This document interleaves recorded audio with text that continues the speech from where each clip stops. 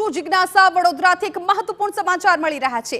દાંડિયા બજારમાં સરકારી technical high school ધરાશાયી થઈ છે। ઇમારત અચાનક જ ધરાશાયી થઈ ગઈ। સદનસીબે મોટી જાનહાનિ ટળી છે।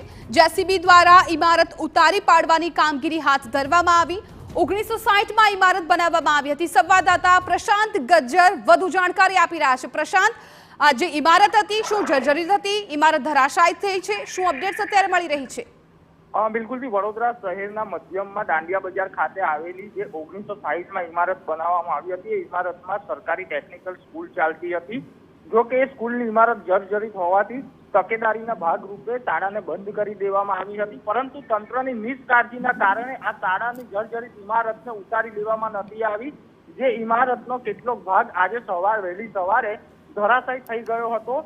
જો કે સદનસીબે શાળા બંધ હોવાથી કોઈ જાનહાનિ થઈ નથી અને સવારનો સમય હતો એટલે ટ્રાફિક પણ ઓછો હતો। બાકી આ જે વિસ્તાર છે તે વિસ્તાર સતત ટ્રાફિકથી ધમધમતો હોય છે અને ઇમારતનો જો કાટમાળ જે છે તે રોડની સાઈડ ઉપર આવ્યો હોત તો વાહન ચાલકો અવર જવર કરતા વાહન ચાલકોને પણ નુકસાન થઈ શકતું હતું અથવા તો જાનહાનિ થઈ શકતી હતી। બિલકુલ પ્રશાંત, આભાર સમગ્ર માહિતી બદલ।